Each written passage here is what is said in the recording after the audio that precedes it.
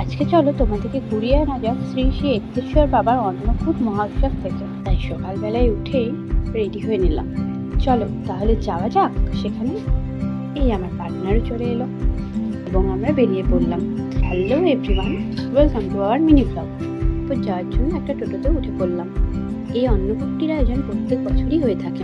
প্রত্যেক বছরের ন্যায় এবছরও আমরা যাচ্ছি অন্নকূট উৎসবে। এটা বাবার মহাপ্রসাদও বলা যেতে পারে। শ্রাবণ মাসের শেষের দিকে এই অন্নকূট উৎসবটি হয়। যেহেতু ভিড় ছিল তাই আমাদের কিছুটা আগেই নেমে যেতে হলো। এই তো একটু হেঁটেই পৌঁছে গেলাম বাবা এক্তেশ্বরের মন্দির। যা রোদ আজকে, হাঁটতে হাঁটতে আমরা পুরো ঘেমেই যাচ্ছিলাম। এইখানের ভিড়টা এখন দেখো, এখান থেকেই লাইন শুরু হয়ে গেছে। ভাবো তাহলে কতক্ষণ লাগবে আমাদের মন্দিরে যেতে।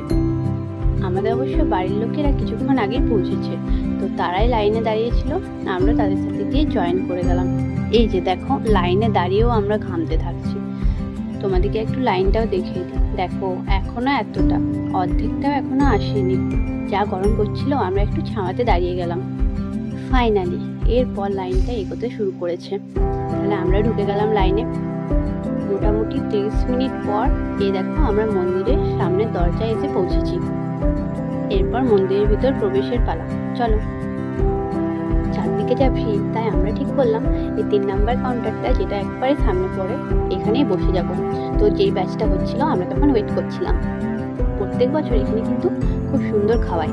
পলো আর খিচুড়ি তো থাকে, তার সাথে ভাত, ডাল, 2 রকমের তরকারি, চাটনি, পায়েস, বলে অনেক রকমের ব্যাপার থাকে। ফাইনালি ব্যাচটা শেষ হওয়ার পর আমরাও বসে গেলাম। যা ভিড়, তাই প্রত্যেকটা কাউন্টার তোমাদেরকে ঘুরিয়ে দেখানো সম্ভব হলো না। একবারে প্রথমেই এরকম ভাবে বাবার নাম করে নেওয়া হয়। এই তো আমাদের খাবার পরিবেশনা শুরু হয়ে গেল। প্রথমেই দিয়ে দিল পোলাও, এরপর আস্তে আস্তে খিচুড়ি, আলুর দম, পায়েস এবং অবশেষে বোঁদের পালা। মন্দিরের সামনেও খাওয়ান দাওয়ান চলছে। যাই বলো, ঠাকুরের ভোগ কিন্তু পুরো অমৃত লাগে। এরপর বাইরে যাওয়ার পালা। আমরা এখন বাইরে বেরিয়ে গেছি।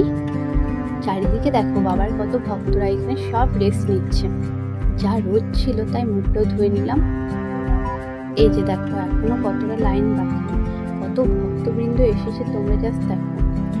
প্রত্যেকবারই এরকম ভিড় হয়। যা গরম, তাই নদী পাড়ে গাছের তলায় ছায়াতে একটু বসলাম। এতক্ষণ রোদে ঘুরে ঘুরে পুরো ক্লান্ত হয়ে গেছি। আর নদী পাড়ে বসবো, নদীতে নামবো না তা হয়? একটু তাই নদীতে নেমে মজাও করে নিলাম। এরপর বাড়ি ফেরার পালা। একটু রিফ্রেশমেন্টও করে নিলাম। এরপর টোটোও পেয়ে গেলাম। চলো বাই, দেখা হচ্ছে নেক্সট কোনো ব্লগে।